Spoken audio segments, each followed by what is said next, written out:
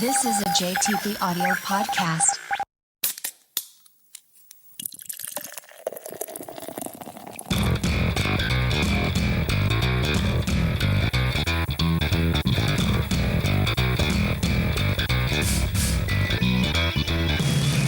We're Jason and Walter. We like beer, and we love visiting the great brew houses that make the drinks we love.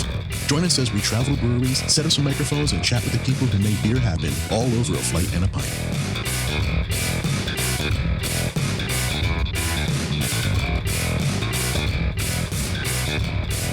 All right, hello, and welcome to another episode of Flight and a Pint, the podcast recorded inside breweries so we can talk and drink with the people who make beer happen. I'm Jason Portizo. And I'm Walter Wilson. Today we're here at Spellbound Brewing in Mount Holly, New Jersey. We are speaking with John. He is co-founder and co-owner. How are you doing today, John? I am wonderful. It's a beautiful Sunday out there, and we have beer in front of us. Yep, makes the weather even better with the beer. Cannot believe how gorgeous it is out there. So if you guys listening, I need you to just pretend that it's super gorgeous wherever you are. Listen to us outside. Yeah, that's they just kind of complete the experience. Unless it's not gorgeous where you are, then stay inside because that sucks. But John, we've been trying to get this episode going for a little bit now. We had it scheduled and I got sick, and then we dealt with putting the show on hold because I was sick and blah, blah, blah. And here we are. But thanks for, again, making the time for us for like the third time. But we are finally here inside Spellbound. Give me the story of the place. Tell me everything up until now. All right. Well, we are a 20-barrel brew house in Mount Holly. We're open 5 days a week. But we started as, like everybody else, home brewers. And we all had this dream that we would leave our day jobs so we could actually brew beer because we thought we were the best, just like every home brewer. But we finally decided in like 2012, we got together and really talked about actually doing this, building a business plan. And in 2014, it took us basically a year for build out, getting funding, all that fun stuff, basically putting our houses on the line to open the brewery. You have to prove that you don't need the money with the bank before they give it to you. Right. So in 2014, in October, we opened the brewery to the public. We're in 2 buildings in Mount Holly, basically about 13,000 square feet. We have a canning line in-house. And like I said, our tasting room's open 5 days a week. So it's myself, Scott, and Mike, and our head brewer, Megan, then Matt and Dana in the tasting room. It's a beautiful place. Yeah, we got to meet a lot of the team when we got here, and everyone was super cool to us. Everybody has been very inviting.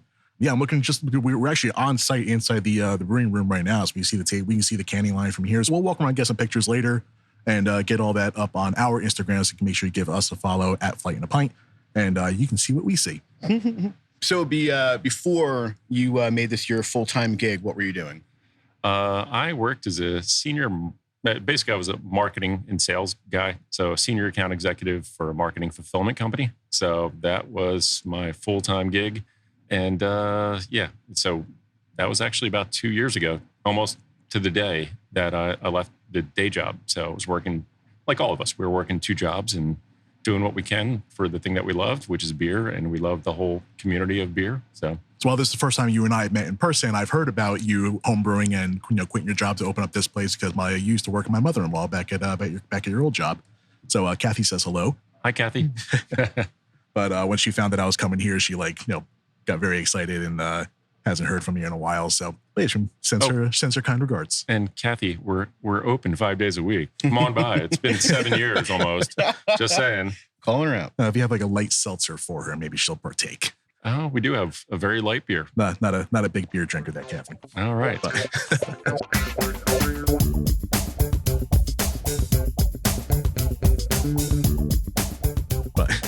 Well, speaking of beers, we do have a plethora in front of us right now. How about we start on the first one on our flight? Let's start moving our way through this. Tell me about the number 1 slot.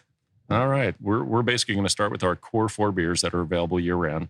We're going to start you with one that's a little bit more potent, 8.5%. It's a cherry Belgian triple. So is this one here? Yep. Okay. It's actually my personal favorite. I've had this before. I've been drinking this for a while, and it is very good. And in all honesty, cherry is not my favorite flavor. Somehow you guys get it so it doesn't taste like cherry cough syrup. It perfectly matches with the flavor of the triple. It actually triples tend to be a little bit on the sweet side. In general, especially the Americanized ones, when they're done right, they're a little less sweet.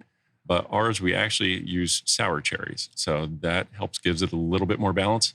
So otherwise, it would be super sweet and cloying. Kind of sickening a little bit if it's too sweet. Yes. But yeah, this is great.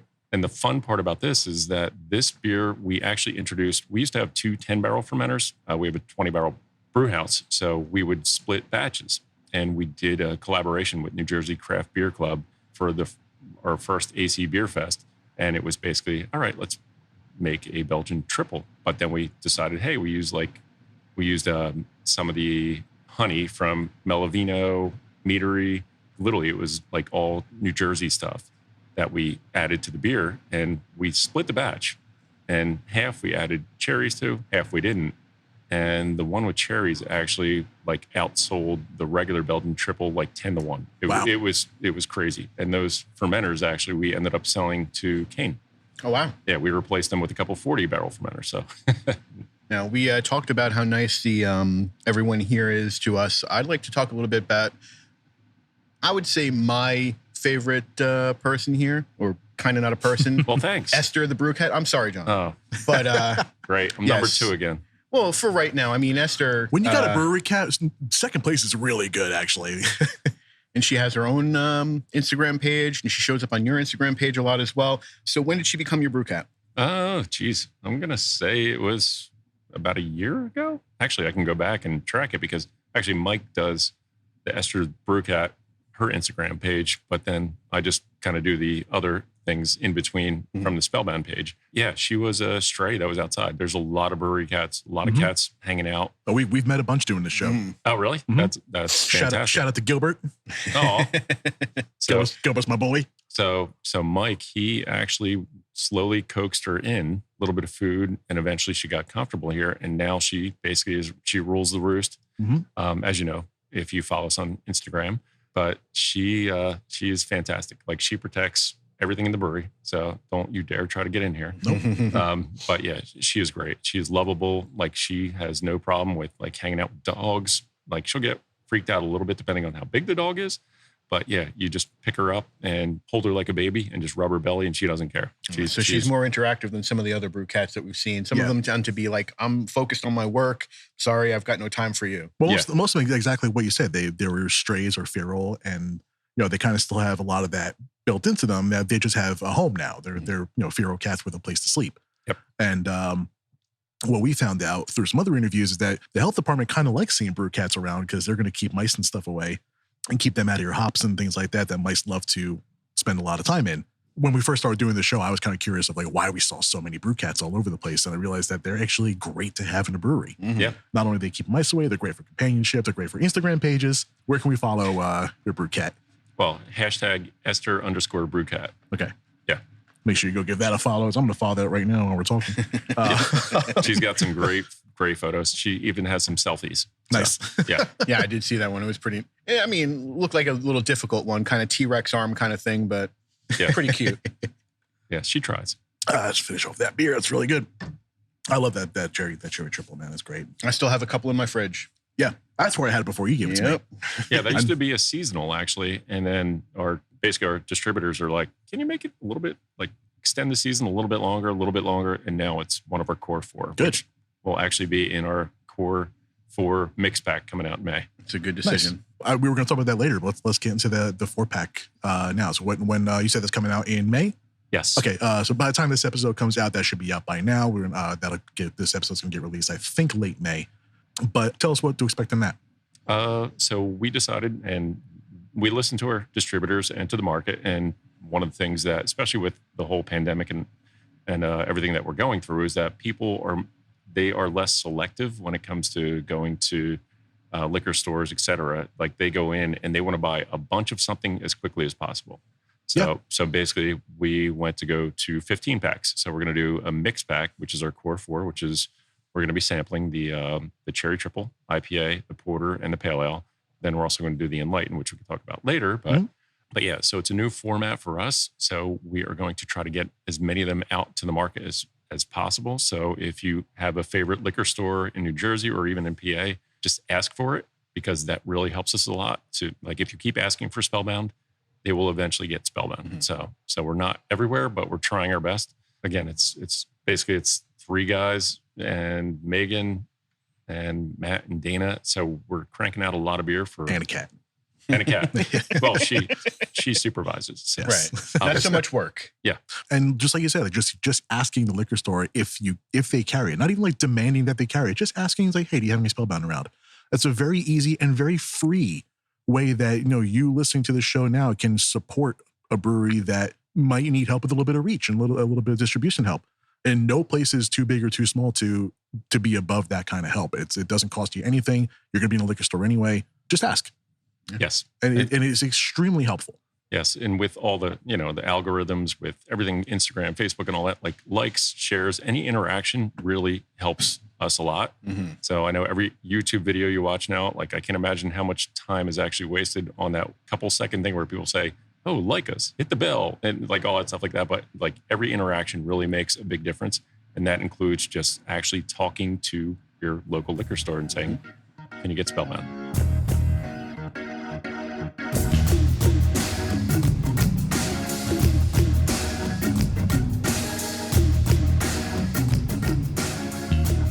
We got more beer in front of us. Yeah. Speaking of hitting the like button, Yes. what's next on the flight? I don't know how that works, but yeah, let's. Speaking of something, let's do something. All right. Let's We're get going to enough water. shift gears to another Core 4 beer. This is our Pale Ale. So Pale Ale, a little story about it. We originally created a Pale Ale, 5.5%, very nice, easy drinking, light beer. But we originally dry hopped it with Cascade. And we realized that we just recreated Sierra Nevada Pale Ale. Yeah. So we're like, all right, this tastes the same. So way back when, Still 5+ good, years. but Yeah, we're like, all right, we need to do something a little bit different. And we kind of really got into Citra, which is an amazing hop, Yeah. super citrusy. yeah, Walter beautiful. and I both big fans. Yeah, Yeah. So we dry hop it now with Citra for the last 5+ years. There are literally people that still say, hey, can I have the Citra Pale Ale? Like it's all we have. But so it's 5.5%, easy drinking, clean finish with a super citrusy finish. So it's the next one in line. so you can smell that Citra right off the head there. So like, I always like to smell my beers before tasting them, and like that Citra hop hits you right on the nose. You know exactly what you're in for. This is great, and like you said, very clean. This is definitely a crushable. Go through a few of these in a day. And as John said, everything you said actually hits right on this. It's still malty though, still very nice and malty, and no hop burn. Just you get that really good hop flavor. Mm-hmm. Yeah. And our beers, especially our Core 4, like when we came out of the gate way back when, we're like, all right, people have no idea who we are. So we didn't want to name our things like that. They had no idea what the beer was. Right. So, and you do see that in the market. It's like, okay, this is named like broccoli something or whatever. It's like, okay. There's a couple brands I could think of off the top of my head. Yeah, it's like exactly what you're talking about. But there's nothing on the can that actually says what the actual beer style is. So we're like, nobody knows who Spellbound is. So we named a lot of our beers, especially early on, were named exactly what they are. So Cherry Belgian Triple, it's Belgian Triple with cherry. Yep. The IPA is an IPA. The porter is a porter, and the Pale Ale is a Pale Ale. It's definitely more Americanized, but that's where we started. So, Well, speaking of naming your beers exactly like they are, I've seen in your Instagram in the past, you've had some very interesting and entertaining beers. One of them I like to talk about is the corned beef beer. oh yes, corned beef Pale Ale. Well, that is exactly what it is. It's basically corned beef spice in our Citra Pale Ale. We did it as a goof. I'm going to say probably a little over our first year in. We were trying to get people in for St. Patrick's Day, like the Saturday before or around there.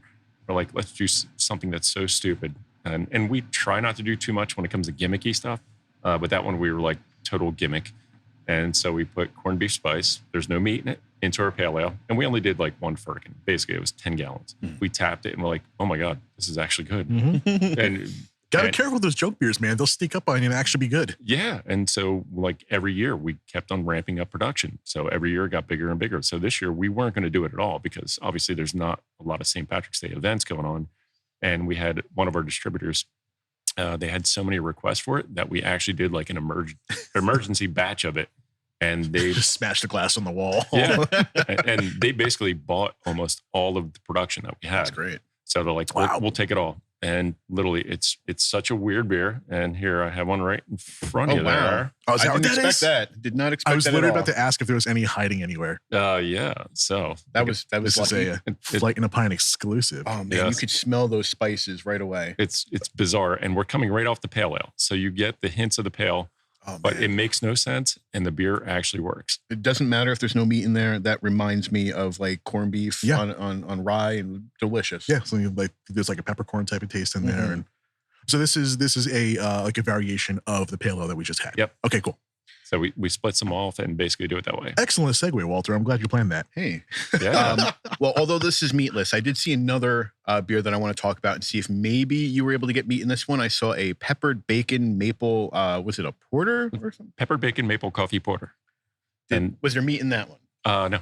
Ah, No, we basically use smoked black pepper, okay. which really gave it a bacony taste to it. So it's not quite a rock beer, but yeah, that's one of my favorite beers that we've ever done. Unfortunately, that one I don't have any of. Boo. I know there might be a bottle It's just- somewhere in storage, but yeah, that beer actually holds up very well. So anybody out there that's listening, if you have a bottle sitting out there, it holds up very well. We've had bottles that have been a couple of years old, and it's so good. If you do have a bottle, you can send that over to Flight in a Pint, care of Jason Portizo.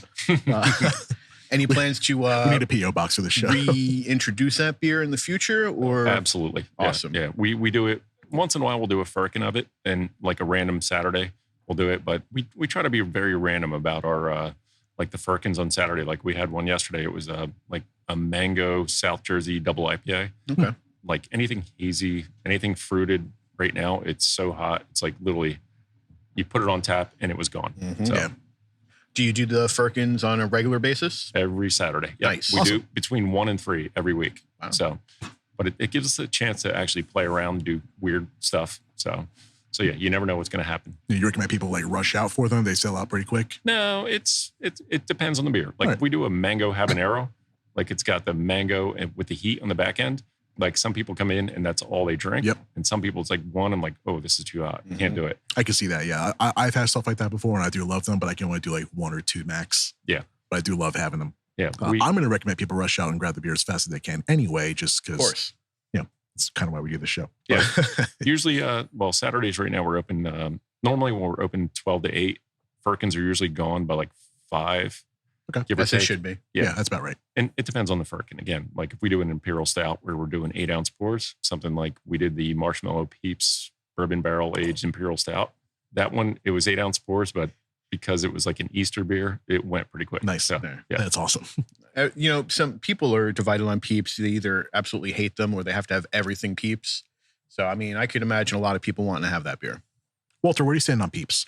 I do not like them. I'm not a big fan of marshmallow. Although marshmallow and beer has, turned me in recently. Mhm. I just don't eat marshmallows. I don't eat s'mores and stuff like that, unless it's like completely burnt, completely carbonized. So completely different flavor. Oh, so wrong. Okay, cool. Exactly. I do like s'mores a lot. Peeps, I can do with or without them.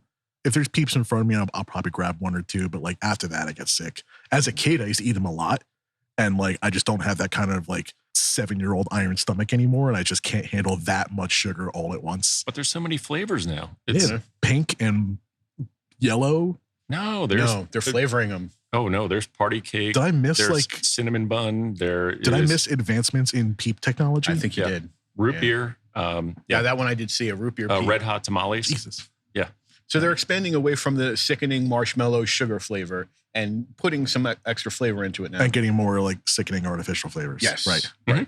We'll talk about Fair. this more on John's Peep podcast, produced by JTP Audio. Now, in our questionnaire, you had mentioned that you won a couple awards for some of your beers. Yeah. Actually, the main one we were very proud of is the Porter aged on Palo Santo. That one we have 2 medals from Great American Beer Fest in the wood age category, which is a pretty broad category. We won a silver back in 2015. Like we literally were canning beer in the back, and we had no idea. We forgot that the whole Great American Beer Fest thing was a thing. It's October, I guess ish. So we're canning, and like somebody texted like, "Oh, congrats!" For what? So, and then we kept getting these messages. Like literally, my phone was blowing up. I'm like, "What's going on?" And nobody would say what it was. Like, congrats on the medal. What do you mean? And then finally somebody sent actually a picture of the display, and we got a silver medal for Porter Aged on Palo Santo wood. So the next year, we're like, oh, 2016. Oh, very cool. Let's set it up, live stream it, all that stuff. And we got nothing. So the next year, same thing. We had no idea. We were canning pale ale, actually. Canning pale, and they're like, congrats on the gold. And we didn't, the thing is, you can submit like 4 beers, I believe it is. And so we submitted all 4, and we had no idea. And everybody said, congrats on the gold. We had no idea which beer actually won. We were hoping it was the Palo, because it was like a reinforcement. Like, you can get any random medal, when it comes to tasters, it could be just pure luck, depending on what beer you had. I'm actually a taster as well, or a certified beer judge. Awesome. So, and it could be just any given day. So to actually have that reinforcement that the Palo won the gold was like, okay, this beer is actually good then. So can you imagine just accidentally winning gold medals? Yeah. Like, oh yeah, I forgot about that whole thing. Neat. And then back to work. We have the medals actually sitting out front. I saw them behind the counter there. We'll get some pictures of that. Yeah, we'll definitely get pictures. Absolutely. Or no, you can come on over here and see them for yourself. All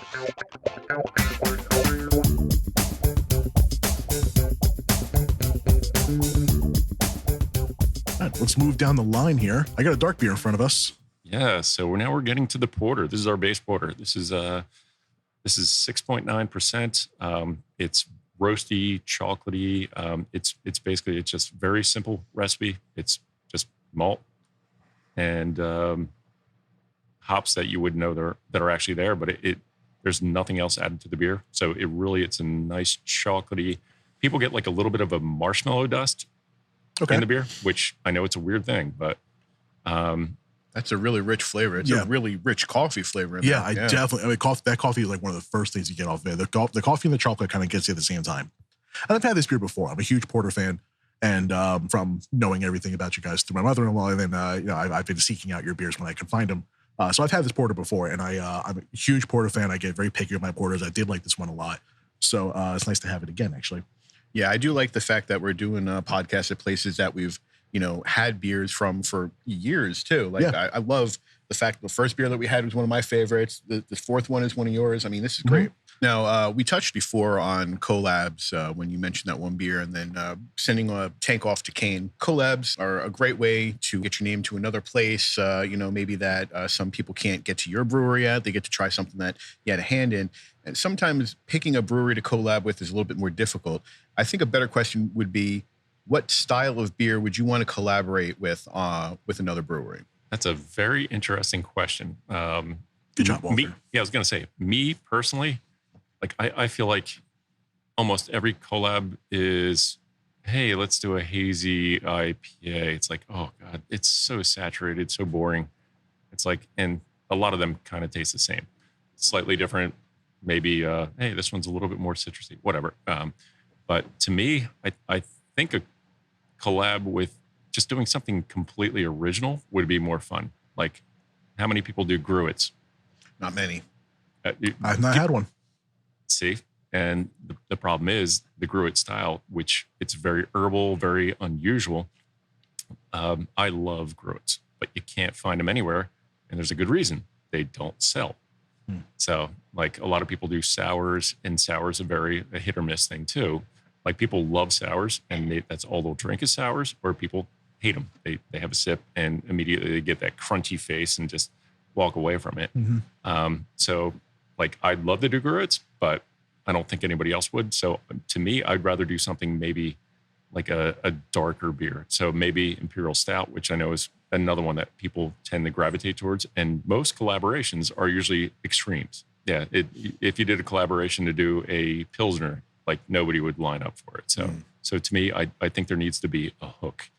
And that makes a lot of sense. Like, yeah. It's like, why would you team up with somebody and take up both of your time to do something that you probably could have done by yourself? Yeah.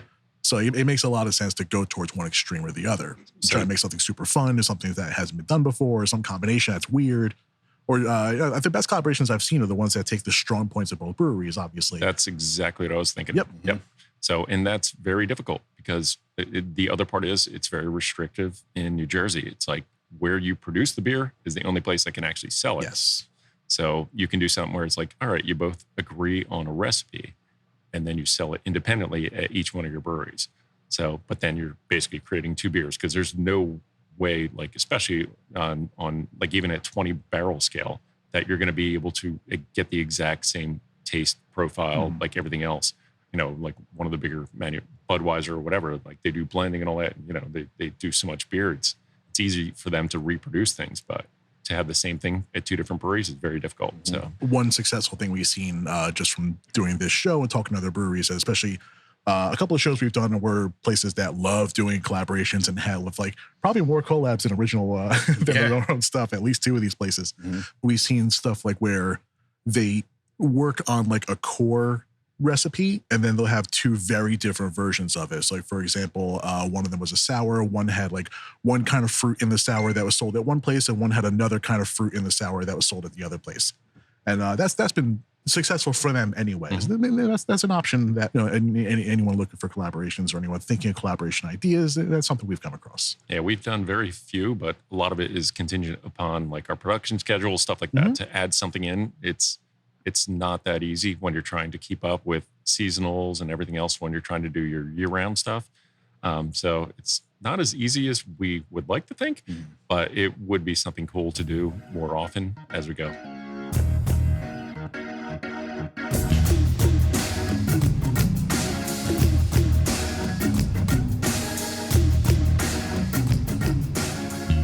I got one more beer left in our flight. So tell us about this last one. All right. So this is our first beer that we brewed. This is just our straight up IPA, the way they used to be made. There's no haze in it. There's no flaked oats. It's actually an IPA. No haze, no lactose. Is this even beer? This is what an IPA used to be like, 8 or 10 years ago. I don't even remember. It's been so long, but this is actually our number one seller. It's surprising that, something that doesn't have haze in it actually is our number one seller. So it actually it's an IPA with bitterness. Oh my God. Yeah. So, but again, it's very Simcoe heavy. So, and you get like, we basically use a bunch of different dry hop, like Cascade, like all the classic dry hops that you would expect, like Amarillo, Centennial, Columbus, and a lot of Simcoe. The whole team's there. Yeah. It tastes like a complex blend, but I mean, it all works very well together, nice and a little floral, still very good. Yeah. I say this tastes like what IPAs were supposed to taste like. And back when I first started getting into beer, which is about 8-10 years ago, when Walter and our other friends started like handing me beers that weren't easy to find sometimes. This tastes like, and I'm gonna follow this up. So just don't listen to just this sentence, right? This tastes like the beers I used to not like. IPAs are very bitter. This tastes like IPAs when I first started drinking. I did not like them at the time. Now that my palate has kind of like altered a bit and I understand beer a lot more now, this is the kind of IPAs I do like. It's the same thing. I just learned what the difference is between what I was used to drinking and what I should be drinking. And it's the kind of IPA you should be drinking. Yes. So basically, we actually have a bittering hop in this. So like a lot of beers now, literally, they almost eliminated the whole stage of like a bittering hop, or they add a couple of hops to it and that's it. But it's all about the dry hop in the end. So this one actually it's the same recipe since day one. So we haven't changed it. It's still our number one seller, so we're not going to change anything, and people are happy with it. It ain't broke. No need to change it. It's right up there along my lines of my favorite style IPA. It's close to a West Coast, not strictly West Coast, but definitely in my wheelhouse of IPA. I remember I've mentioned on the podcast before, remembering my first beers that were craft beers were very, very bitter, very strong, multiple pounds of hops in there that was super bitter. Like, why am I drinking just hop loads? Right. Yeah. But this, I know why I'm drinking this. It's because I like it. As far as my personal taste, this isn't like the kind of IPA I usually go for, but I can appreciate what's in here. This is it's clean without the bitterness is there, but it's not ruining your day. Kind of like with some of the hop load, more like experimental type of how much can we cram into a beer type of beers I've had before. No, we definitely want to go with something that created a little bit of balance. Yeah. A couple of times we actually looked at maybe changing the recipe up, and we're like, we would upset too many ain't people. broke. So Mhm. yeah, it's like if we are going to change it, we're going to just make it a different beer. Yeah. So And balance is the right word for this because you want that bitterness there. This is obviously the type of recipe that this is. So obviously you want to go into it expecting that a little bit, but this is a nice, clean, balanced version of that kind of beer. and this is actually the one people come in and they'll say, we'll ask, what do you want? And they're like, I'll have a Spellbound.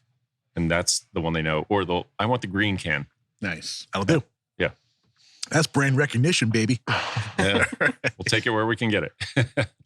So one thing I want to talk to you about, and we talked about it a little bit before we started recording.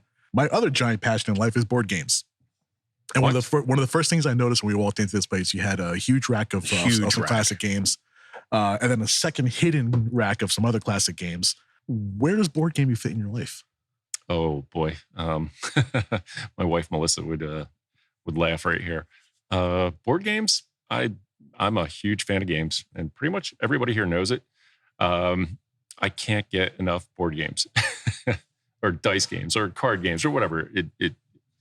I'm a big fan. So, and now that most games seem to be online, it just makes it so much more accessible, and it's fun because you can basically play whenever you want. But yeah, everything from the very basic stuff that, growing up as a kid, everybody played Monopoly or Risk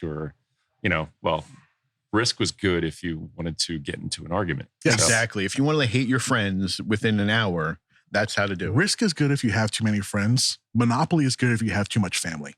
Yeah. Well, I have cut off family over Monopoly. Risk is good when there's 4 people playing, but when it gets down to 3, somebody's going to be the target. Yeah. 2.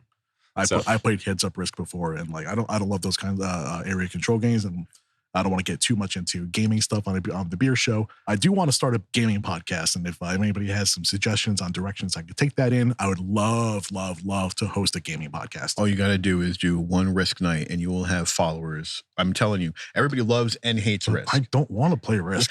You don't have to. Just get a bunch of people that hate each other to play it, and then it'll be perfect content.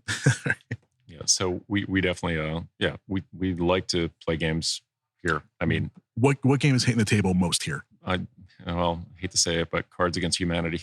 Yeah, it's a fun game to play when you're drinking. Yeah. It really is. I have ideological differences with that game, not because it's offensive or anything like that. I think it's a bad game. As far as game design, I just think it's a bad game. And there's a whole episode I could do on alternatives to Cards Against Humanity, but I will give that game massive credit for getting a whole new class of gamers into gaming. I have a handful of, there was a huge group of my friends when Cards Against Humanity was new. Remember when you couldn't buy a copy because it was sold out everywhere? Mm-hmm. So we had the print and play copy because that's all I could get. Wow. And I got a bunch of my friends into it, and people who would have never ever played a board game were all playing Cards Against Humanity. And of that group, I would say about good 25 to 40% of them are now playing real games with me as much as they possibly can.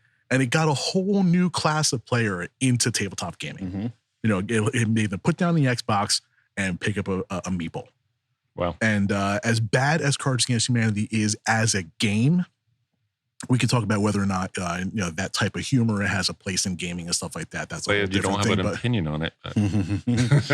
But it being so ubiquitous and being everywhere and being so easy for just anybody who doesn't even know the rules to already know how to play made people discover in themselves that they actually like board games. Mm-hmm. So I've got there's a place in my heart for that game. It can stay on the shelf, but there's a place in my heart for it. We still have people that play, Candyland. Believe it or not, Candyland might be the worst game ever designed. No way. So good. Might be the worst game Random ever designed. This is the easiest way to Shoots and get ladders. kids to learn how to play games. Oh, Poorly. colors and matching? Oh, man, it's so easy. Yeah, but you could get right there. You spend all that time, and then you get the wrong card. It's like, I go back to the end. And then you have to learn how to be a gracious loser. And it's what's teaching you. Oh, see, this is a podcast See? right here. I think Shoots and Ladders is a more well-designed All game than Candyland. The more important thing is, if you call yourself a gamer, have you ever played Mousetrap the correct way, or did you set it up to knock it down? Oh my gosh, both. Okay. Yeah, both. I've never played it the way it was supposed to. Played it really? Not Yeah. a good game. It's not that much fun. Not a good game. It's an hour and a half of setup, 2 seconds of actual fun, and the game itself kind of sucks. Who doesn't love a Rube Goldberg machine? Yeah, though? just as a my first Rube Goldberg kit, great game, worth $20. Anything else, trash. But inevitably, you have to adjust something because it doesn't work. Yep.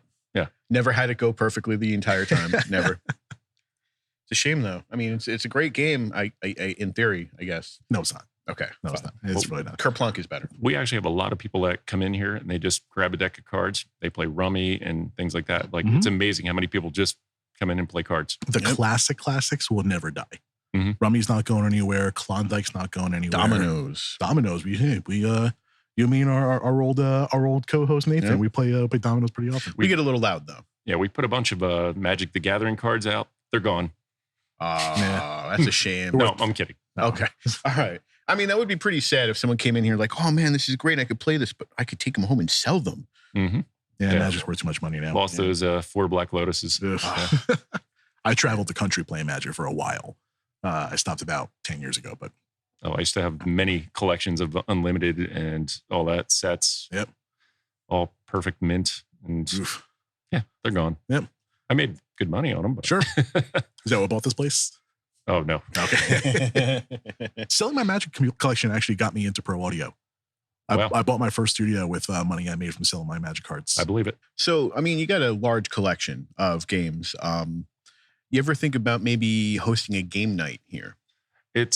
Right now it's very challenging, obviously, because nobody wants to obviously touch things that other people touch, et cetera. And just from a safety perspective, we really don't want to do it. So they're kind of like hidden in the back. If it changes, maybe we would consider something like that. And we do have people that are regulars that come in. They bring their own stuff. They set up in the back and they have a table or a picnic bench or whatever it might be. And they'll just sit there and play games. So they have their regular thing. A lot of times like Wednesday or Thursday night, they'll come out where it's a little bit quieter. And so they have the room to themselves and basically just play games all night. Nice. So, and games and beer just go so well together. I think D&D at a brewery would be great too. Yeah. Which we may be doing on a future podcast, possibly later this year. Maybe. Possibly later this year. That's something else to talk about.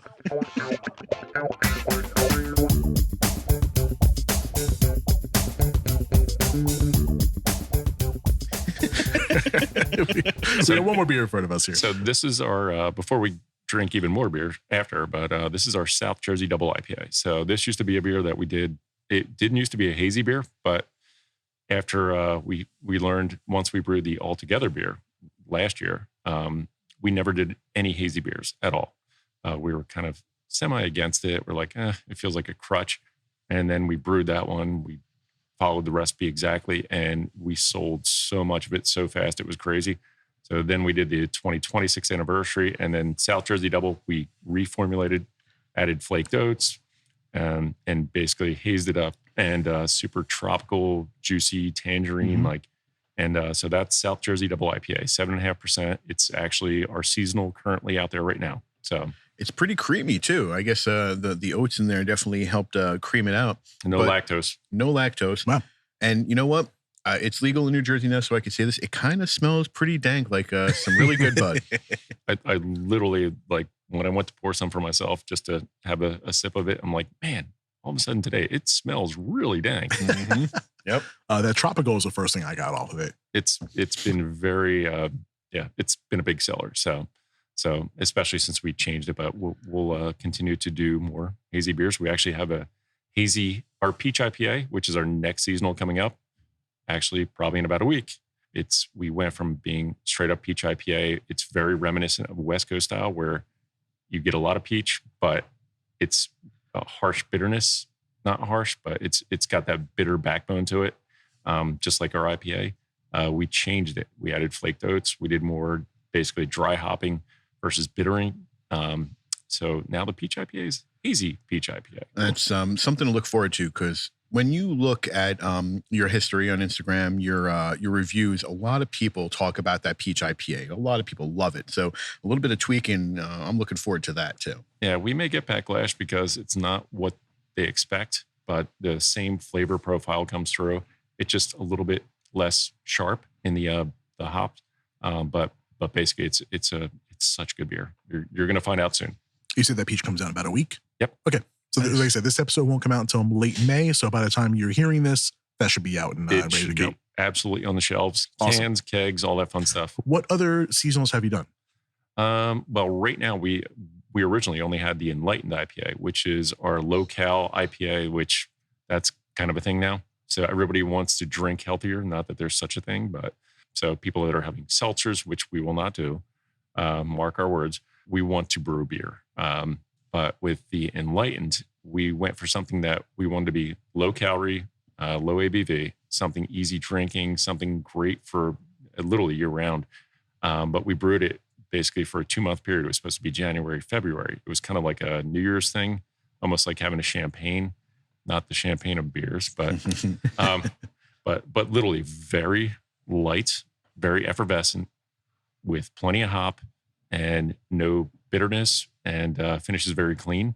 So we developed Enlightened IPA, and it was so popular. We went through it so fast that we ended up brewing it more. And now we're basically going to do it year round. So it's 3.5% alcohol.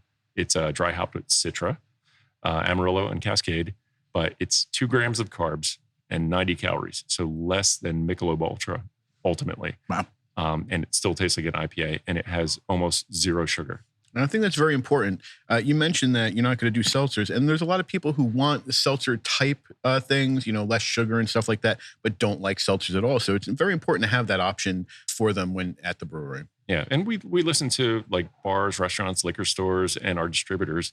Basically what happens is, and I mean, we know the number one seltzer brand, which I won't mention because, yeah. So, but anyway, what people will do is they'll see something new in the market. They'll try it, whether it's a locally made thing, New Jersey, whatever it might be. They'll try it, but they always go back to that other brand. And so we don't want to be in that market. Plus, that market just got absolutely saturated in the last year. Like big trend, like all the big trends, like everyone's going to put out their attempt. Yeah. And then, it's going to get lost. Even if you have the best one, it's going to get lost because everyone has it. Yeah. Well, I just now realized what brand you're talking about, just by the way, just throwing that out there. Oh, my. Yeah. Well, remember, if your beer is clear or your alcohol is clear, apparently it's good for you. Right. No. Gin, vodka, all that good stuff. But what about bourbon? You mentioned that you're a fan of bourbon. Oh, boy. Yeah. My wife would not be happy about this one. But yes. She doesn't have to listen. Yeah. During the pandemic, definitely gained an appreciation for bourbon, whiskeys, things like that. Not scotches. Art can appreciate that. A friend of ours keep trying to have a scotch that I like. But yeah, bourbon, like literally, I became almost a chaser of all the cool bourbons. Like, I'm not going to spend more than really retail, but it's just amazing how diverse bourbons can be. Like anybody, you go to a bar, if you ask for a bourbon, neat or whatever it might be, if you have that one bourbon, it's going to taste like bourbon to you. But when you have them side by side, it's a whole new experience. It's amazing how diverse and how different they can be. Even, you can have the same brand, the same thing. Like I'll take like Elijah Craig, for example. Elijah Craig do their basically like it's like a single barrel kind of thing. And they just based on the rack the barrel was in or the barrel it was, they could all have been in their warehouse at the same time. But just because one was on a higher rack, different humidity, different temperature and all that, and they taste absolutely completely different. So if there's something beautiful about bourbon, like it's amazing how it can be in the same place, basically distilled at the same time, and you come out with a different liquid. So the one thing I don't like about bourbon right now is the invented scarcity and price gouging in a lot of places, where you can find a bottle for $30 in one place and maybe $125 somewhere else. I do like high-end bourbons like the Old Granddad family, or not the Old Granddad, Rip Van Winkle family. Yeah. Super hard to get, but amazing to taste. And, I'm a Scotch drinker, and I can understand, I'm sorry. I love, there's 5 different regions to get the Scotch from, 5 completely different flavors. I prefer the, I'm going to say it wrong. I believe it's Islay or Islay. That's the very smoky, peaty ones. Right. Of course, I'm going to say it wrong because I don't know it. I just know I like that smoky Scotch. But I do appreciate a nice, smooth, sweet, woody bourbon. So like Ardbeg, like it basically tastes like you're drinking Band-Aids. Exactly. Well, smoky Band-Aids. I have to light them on fire first. Yes, correct. You put them in the fire pit, and it's great. And that's the way I like it. But no, I completely understand, a bourbon drinker not liking Scotch at all. It's so much different. But I do love a good bourbon.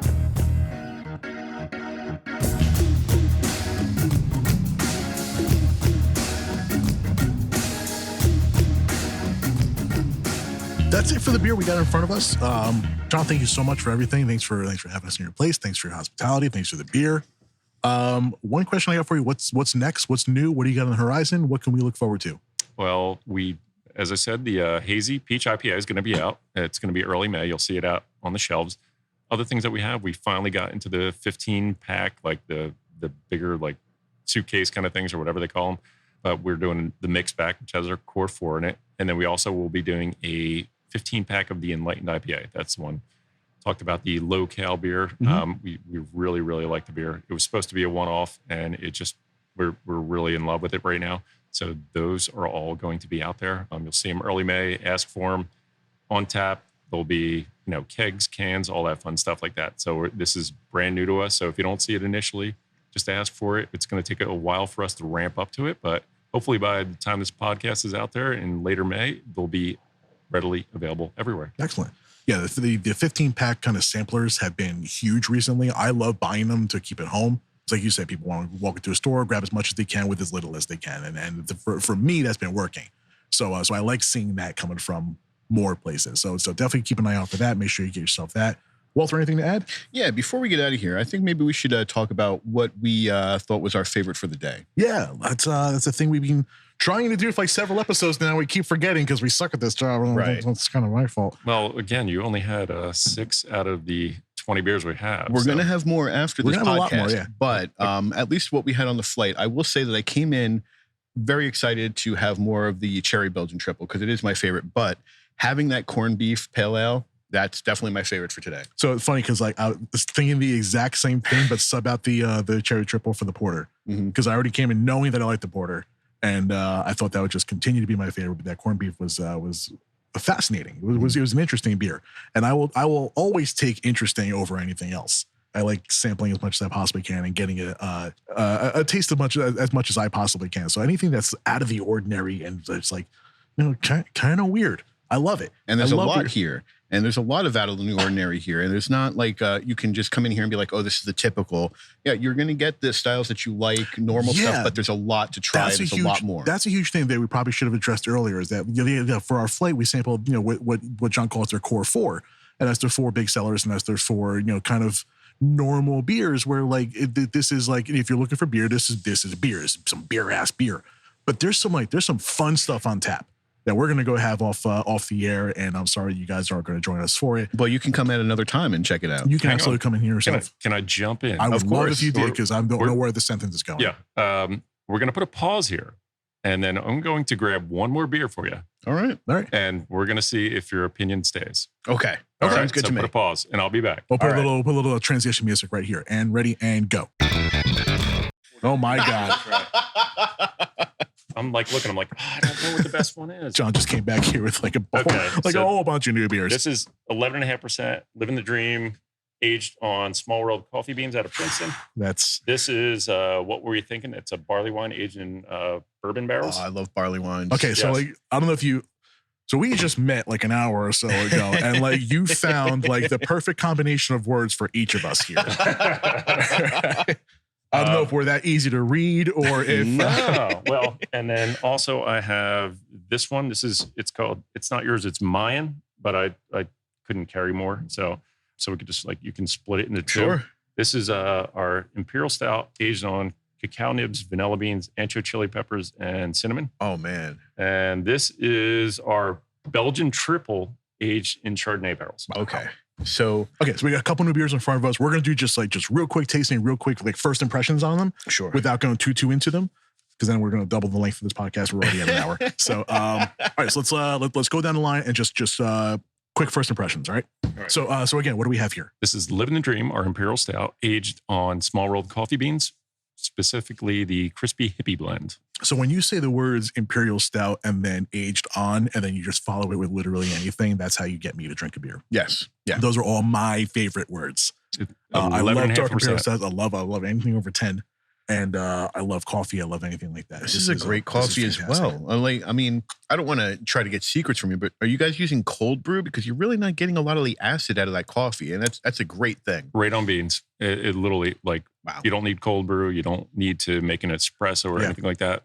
Anybody, home brewers, brewers in general, just put the beans in the fermenter, and it just literally, it doesn't need more than a couple days. And just, immediate impression, comparing it to the porter that we had earlier, the coffee obviously comes through a lot more here, and the coffee's a little more bitter. It's not a bad thing. It's just a first impression. Let's get a second impression here.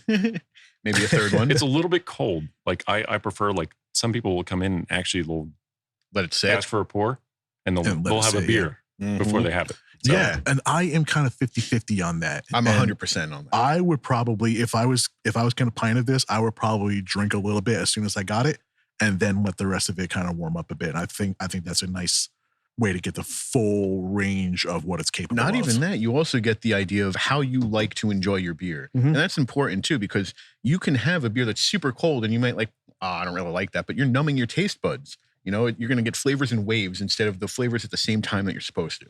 Yeah, I think they're both important because if it's served cold, then try it cold. Yes. And I think the intent of the brewer has a lot to do with it as well, and maybe get a recommendation, especially for darker beers. Maybe ask, should I let this sit? But I feel like if I was sitting at the bar and just ordered this, I'd probably get a full pour, drink about half of it, and then let the rest of it sit for like 20 minutes at least. Yeah, and it's tricky for us. I mean, because our cold box, basically, it's at one temperature. So you try to find something that meets kind of the best temperature for all the beers. So this one, I feel like it's a little bit on the cold side. So, also it's a good thing for, bar managers to mention as well. Like, hey, this is great. We got this temperature. You might enjoy it a little bit warmer. You might just, want to let it sit for a bit. That's one of those things that, bar managers know too. They know their beer. Your bar manager was Matt. And that's something I'm sure he's on top of. And like his job is to know each beer on a very like core level. He probably knows our beers better than we do. So. Nice. So the episodes that we've done where our guest was the bar manager, because we kind of like when we pitched this show and when we first started doing this show, we kind of had the idea where we're only going to talk to owners and brewmasters. And then we started having episodes with bar managers, and we realized that like, yeah, these are the real, these are the face of the brewery. In all honesty, and obviously, absolutely no offense to the brewers we've spoken to, but the bar managers, talk to your bar manager, talk to your barman, talk to the people behind the counter. These guys know what you should be drinking. So like, no, whatever brewery you end up at this weekend, go talk to the people behind it. They know how this is supposed to be drank. And you're absolutely gonna have a better experience because of it.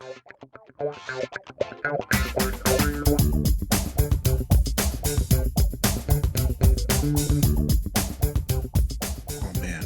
So All right, so what do we have here? This is a barley wine. This is aged in bourbon barrels, 10%, very rich, caramelly, figgy.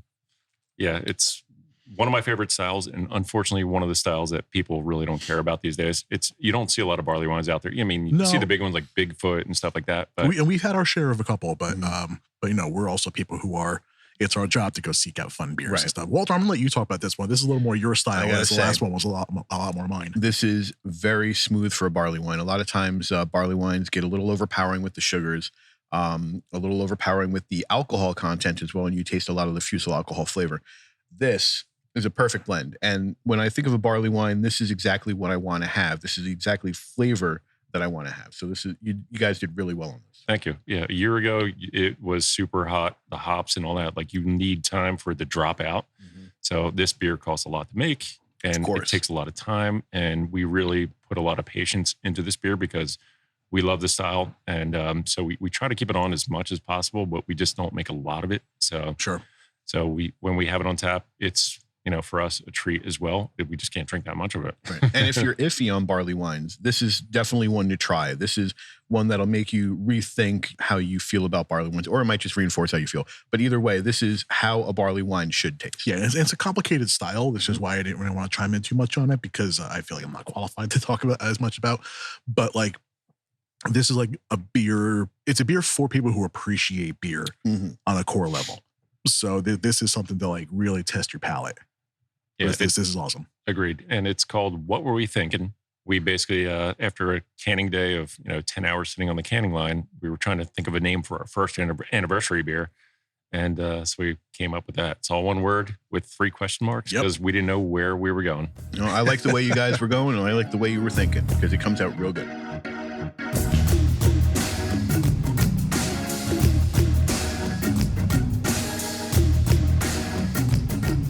And now I'm excited for this next one that has peppers in it, you said? Oh, yes. This is It's Not Yours, It's Mayan. It's Imperial Stout, same base, 11.5%. You guys are going to have to split it between 2. I got a clean enough glass there. Yeah. So basically, we age it on ancho chili peppers, cinnamon. Oh, yeah. Cacao nibs, and vanilla beans. I love when like spicy stuff gets mixed in with beers. You mentioned the habanero mango stuff. I've had that before. I've had straight up chili, but I had sriracha beers. Those were fun. Those were a lot of fun.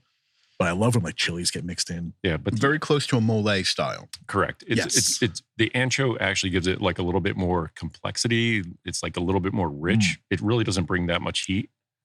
And chili and chocolate have a long history together. Those are 2 flavors that continually surprise me every time I have that kind of combination. I love like a good like 80% dark chocolate with some chili in it.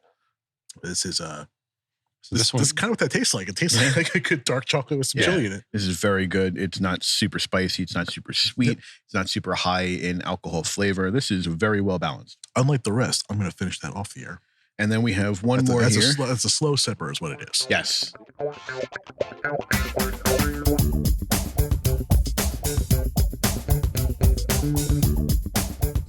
This one is our Belgian triple without cherries. We're not used to doing that, but we aged it in Chardonnay barrels.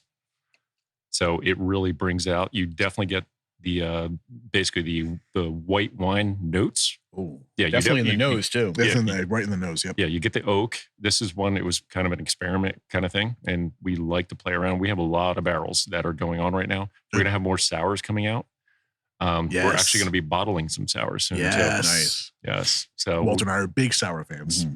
Like the ones we've done in the past, basically have been more akin to like a Flemish red. Mm-hmm. We haven't gone like the traditional, like a lot of people are doing more of the kettle sour, which it's like a subtle sour and then they add fruit to it. So it doesn't taste as much a beer, but so we're going more traditional route on our sours. On this one, like a woody Belgian is pretty good. Like I haven't had many, maybe one other than this one. This is very good. I like wood flavor in my beer. I like foeder aged beers like a lot.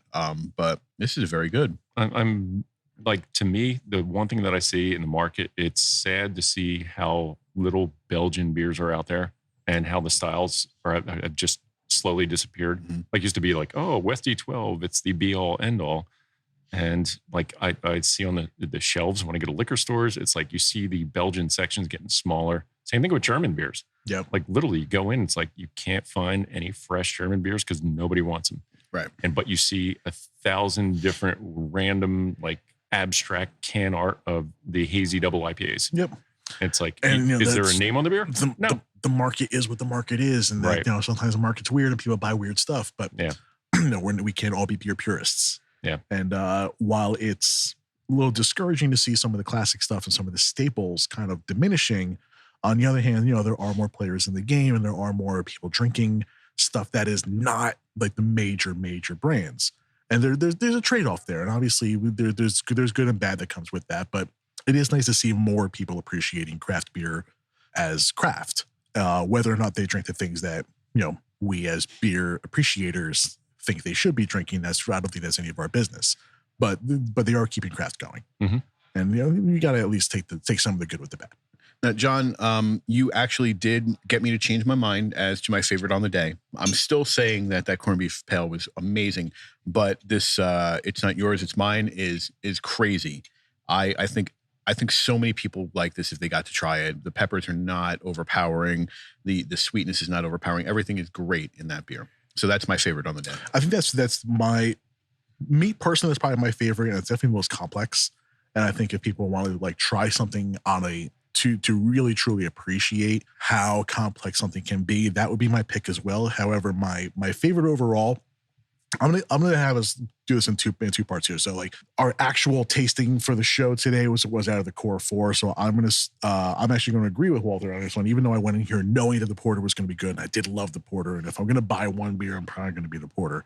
However, I am gonna go with the cherry triple for being my favorite out of the core 4. Nice. So that's gonna be my pick out of that. And I think Walter, you agree? Oh yeah, it's so good. Cool. So obviously get the 15 pack, get the sampler, but the cherry triple is our pick out of the core 4 out of our normal tasting. Then we kind of did a little second tasting there. John snuck a second tasting in there, little sneaky boy. So out of those, and I forget the name of it. The first one we had the 11%. Living the dream. Yes, Coffee. That to me was like, it's exactly like if you had to describe a beer that is like, it's almost like cheating to get me to like it, where you just pick my favorite things. So for me, on a very personal level, that's everything that I like in a complex imperial. So I'm going to go with that one as my pick overall for the whole day. But don't sleep on that cherry triple. Make sure you go out and grab yourself that sampler pack. Before we go, there's one other thing I want to touch upon. When I go to breweries, I really love merchandise. My favorite merchandise is hats.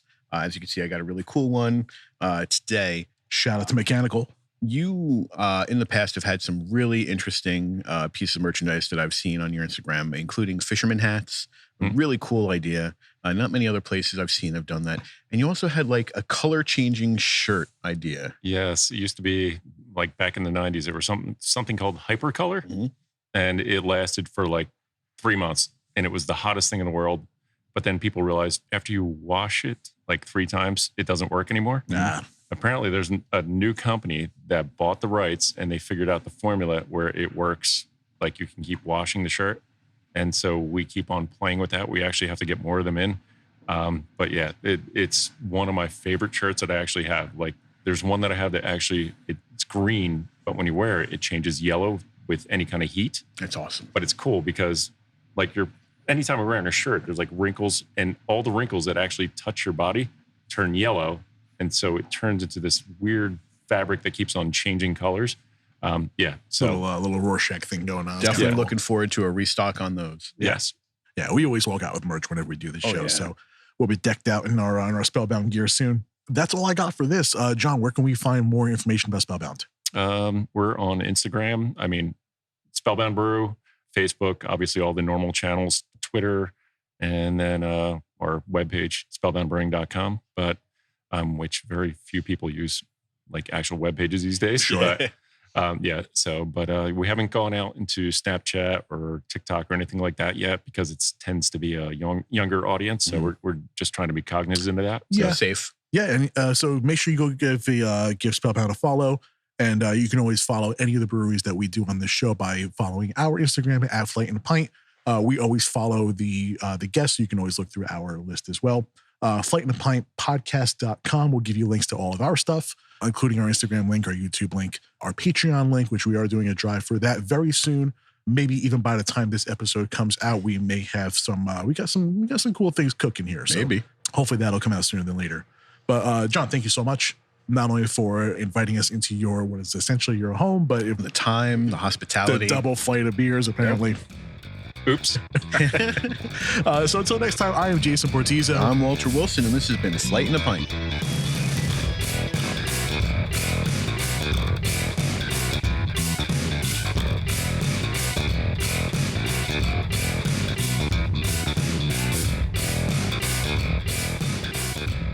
Thank you for listening to Flight and a Pint podcast with hosts Jason Portizo and Walter Wilson. Episode research and curation is done by Walter Wilson. Production and editing is done by Jason Portizo. Lead in and out music is RetroFuture. Transition music is District 4 and Protofunk, all composed by Kevin MacLeod. Link to the track and licensing info are in the show notes. If you like what you heard, please subscribe and give us a rating. Follow us on Instagram and Facebook at Flight and a Pint, and consider supporting the show on Patreon to keep us ad-free. All of those links can be found on flightandapintpodcast.com. Flight and a Pint is a JTP audio production. Cheers, salud, prost, slancha, and thank you.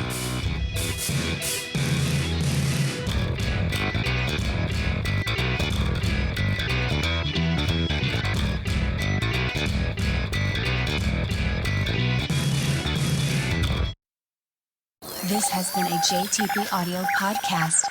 Thanks for listening.